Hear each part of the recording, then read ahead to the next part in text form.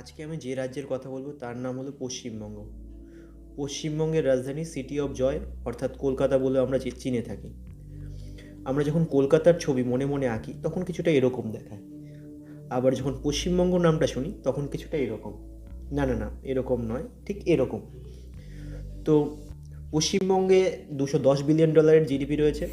আর কি রয়েছে, পশ্চিমবঙ্গে হচ্ছে ভারতের ষষ্ঠ বৃহত্তম অর্থনৈতিক রাজ্য। আর পশ্চিমবঙ্গের দার্জিলিংয়ের চা পৃথিবী বিখ্যাত। তো এ তো আমরা সকলেই জানি। আজকে আমরা পশ্চিমবঙ্গের ভবিষ্যৎ অর্থাৎ দিদির রাজ্যের ভবিষ্যৎ অর্থাৎ পশ্চিমবঙ্গের ভবিষ্যৎ নিয়ে কথা বলবো। আর পশ্চিমবঙ্গের ভবিষ্যৎ নির্ভর করে বর্তমান পরিস্থিতির ওপর, আর বর্তমান পরিস্থিতি নির্ভর করে অর্থনৈতিক অবস্থার ওপর। আজকে আমরা অর্থনৈতিক অবস্থার দিকে দৃষ্টিপাত করার চেষ্টা করব। Last month, the RBI Bulletin had a particularly troubling analysis on state finances. RBI এর কাছে 10,000 কোটি টাকা ঋণ চেয়ে ফাইল পাঠিয়েছে। That some states have now reached unsustainable debt limits. মুখ্যমন্ত্রী হওয়ার পর এটা বাড়তে বাড়তে একটা সীমা অতিক্রম করে 6 লক্ষ কোটি দিকে পৌঁছে। Kerala, West Bengal, Bihar, Andhra Pradesh. ধারাবাহিকভাবে গত 3 বছর ধরে বলে এসেছি যে এই সরকারের পরিকল্পনা বহির্ভূত ব্যয় একটা চরম সর্বনাশের দিকে রাজ্যকে নিয়ে যাচ্ছে।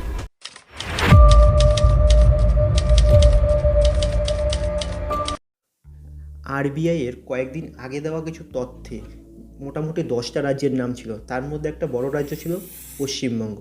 যেসব রাজ্যের নাম ছিল তারা নাকি ভবিষ্যতে অর্থনৈতিক সংকটের সম্মুখীন হতে পারে। তো সেই নিয়েই আজকে একটু কথা বলবো। পশ্চিমবঙ্গ হচ্ছে $210 বিলিয়ন একটা বড় রাজ্য।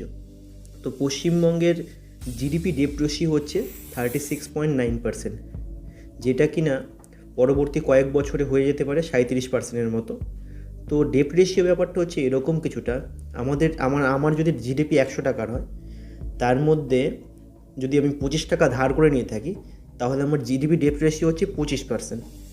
তো আরবিআইয়ের মতামত অনুযায়ী কোনো রাজ্যের জিডিপি ডেপ্ট রেশিও যেটা হয় 21 থেকে 22%-এর মধ্যে থাকতে হয়। এর থেকে কম হলে ভালো, কিন্তু বেশি হওয়া ভালো না, ইকোনমিক ভারসাম্য নষ্ট হয়ে যায়।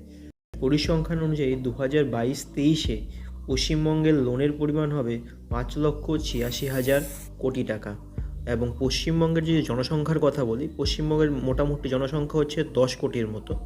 তো আমি যদি দেখি মানুষ প্রতি লোনের পরিমাণ, টোটাল লোনের পরিমাণ বাই টোটাল পপুলেশন, অর্থাৎ 5,86,000 কোটি বাই 10 কোটি, এটা গিয়ে দাঁড়াচ্ছে গিয়ে মানে 58,000 টাকার মতো। তার মানে জনপ্রতি লোনের পরিমাণ 58,000 টাকা। আমরা যদি একটু পিছনে চলে যাই তাহলে দেখতে পাবো যে যখন বামপন্থা আমাদের পশ্চিমবঙ্গে ছেড়েছিল 2011 সালে, তখন পশ্চিমবঙ্গে লোনের পরিমাণ ছিল 1,97,00,000 কোটি টাকা।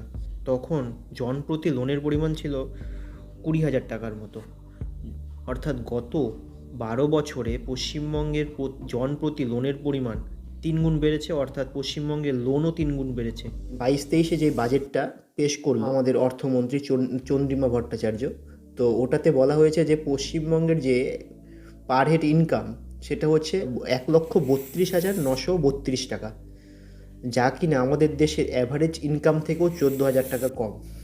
এরকমভাবে চলতে থাকলে পশ্চিমবঙ্গ ডেপ ট্র্যাপের মুখোমুখি হতে পারে। অর্থাৎ এরকম একটি অবস্থা যেখানে পশ্চিমবঙ্গকে লোন পূরণ করতে হলে আরেকটা নতুন লোন নিতে হবে। ইদানিংকালে পাকিস্তান, শ্রীলঙ্কার মতো দেশে এই ডেপ ট্র্যাপের সম্মুখীন হয়েছে।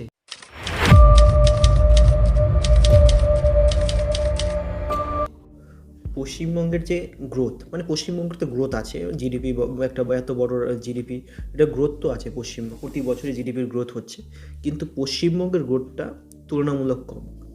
তো এর জন্য আমি কিছুটা কাছে নিয়ে যাব আমাদের 2023-24-এর বাজেটের মাধ্যমে কিছু দেখতে পেলাম। আমি আপনাদের এই বাজেটের কিছু তথ্য দিতে চাই।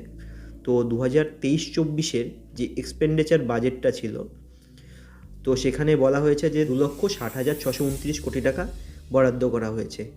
এর মধ্যে 1,22,632 কোটি টাকা কমিটেড এক্সপেন্ডিচার, অর্থাৎ টোটাল রেভিনিউ রিসিভড যেটা পশ্চিমবঙ্গের আছে তারও 62%। এটা কমিটেড এক্সপেন্ডিচার বলতে বোঝা যাচ্ছে যে কমিটেড মানে যেমন ধরুন সার্ভিসম্যান, পুলিশম্যান, এছাড়া অন্য সব যারা পেনশন অধিকারী, মাস্টার, টিচার, প্রাইমারি টিচার, যে কিছু আছে সরকারি বেতনভুক্ত যারা আছে তাদেরকে টাকা দিচ্ছে এই 1,22,632 কোটি টাকা। এরপরে যা থাকে তা বিভিন্ন সরকারি স্কিম, যেমন ধরুন লক্ষ্মীর ভাণ্ডার স্কিমে 11,000 কোটি টাকা, তারপরে ধরুন কন্যাশ্রী প্রকল্পে 1,900 কোটি টাকা, তারপরে ধরুন রূপশ্রী প্রকল্পে 750 কোটি টাকা ইত্যাদির পর যা বাঁচে তা দিয়ে হয় ইনফ্রাস্ট্রাকচার ডেভেলপমেন্ট, আর কি হয় এগ্রিকালচার ডেভেলপমেন্ট, আরও অন্যান্য খাতে বরাদ্দ করে। তো আমার মনে হয় যে গভর্নমেন্ট যদি এই ভোট ব্যাংকের রাজনীতি থেকে বাইরে এসে একটু ইকোনমির দিকে তাকাতো তাহলে হয়তো সবার জন্যই মঙ্গল হতো। গভর্নমেন্ট হয়তো এইসব স্কিমের দ্বারা মানুষকে সাহায্য করছে অর্থনৈতিকভাবে, কিন্তু এটা কতদিন চলতে পারে? এককালে না এককালে তো এইসব প্রকল্প বন্ধ হতে পারে না। তো এটা কোনো পার্মানেন্ট তো সলিউশন না। তো জিডিপি যদি গ্রোথ করতেই হয় তাহলে পার্মানেন্ট কোনো সলিউশন আনতে হবে। ইনফ্রাস্ট্রাকচার উন্নয়নে আরও বেশি টাকা বরাদ্দ করতে পারতো, শিল্পতে বিনিয়োগ করতে পারতো সরকার। শিল্প বিনিয়োগে বেকারত্ব কমতো, জিডিপির গ্রোথ হতো। আর পশ্চিমবঙ্গের দ্বিতীয় একটা বড় সমস্যা হচ্ছে কারাপশন। কারাপশন তো সব জায়গায় আছে, পশ্চিমবঙ্গ নয়, গোটা ভারত জুড়েই কারাপশন রয়েছে। ভারতবর্ষের যে নেতা সবাই মোটামুটি কারাপ্টেড, মানে বেশিরভাগ নেতাই কারাপ্টেড। কেউ এখানে জনগণকে সাহায্য করতে আসে না, সবাই নিজের রাজত্বকালে যতটা পারে পকেটে ভরে। তো এটা বলার কথা নয়, এটা বাস্তব। তো ভারত 85 পজিশনে আছে ওয়ার্ল্ডের মধ্যে কারাপশনের নিরিখে। আর ওয়ার্ল্ড ব্যাংক অনুযায়ী ভারতের জিডিপির 20% টাকাই হচ্ছে ব্ল্যাক মানি। পশ্চিমবঙ্গের ক্ষেত্রে বলা হয়েছে যে এক বছরে 46% লোক যে কোনো স্কিম পাওয়ার জন্য তো কোনো না কোনো নেতাকে বা সরকারি আধিকারিককে টাকা দিতেই হয়। মানে কারাপশন জিনিসটা আসলে জিডিপির যে এক্সপেক্টেড গ্রোথটা তাকে কমিয়ে দেয়, অর্থাৎ যতটা বৃদ্ধি হওয়া উচিত ছিল সেটাকে কমিয়ে দেয়। যেমন ইদানিংকালে পার্থ চট্টোপাধ্যায়ের 50 কোটি টাকা একটা ফ্ল্যাটে পাওয়া গেল।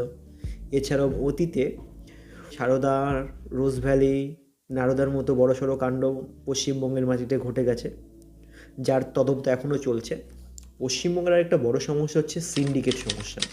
তো পশ্চিমবঙ্গে সিন্ডিকেট আজ থেকে না, বামফ্রন্টের আমল থেকে, অর্থাৎ সিপিআইএমের আমল থেকে সিন্ডিকেটদের উদ্ভব হয়েছিল। আগে চালাতো সিপিএমের নেতারা, এখন চালায় তৃণমূল কংগ্রেসের লোকাল নেতা। তো আপনি যেখানেই যাবেন যে কোনো কাজে, মানে আপনি বিশেষ করে শহরে এলাকায় সিন্ডিকেটের রাজত্ব বেশি দেখা যায়। যে কোনো ব্যবসা করতে যাবেন, নতুন বাড়ি বানাতে যাবেন, যে কোনো কিছু করতে গেলে সিন্ডিকেটের সম্মুখীন আপনাকে হতেই হবে। তো এই সব কারণের জন্য পশ্চিমবঙ্গ এতটাও অনুকূল হয়ে ওঠেনি ব্যবসার জন্য।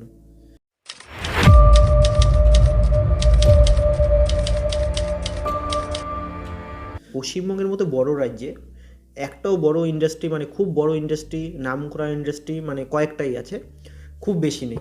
তার কারণ কি সেটাও একটা দেখার বিষয়।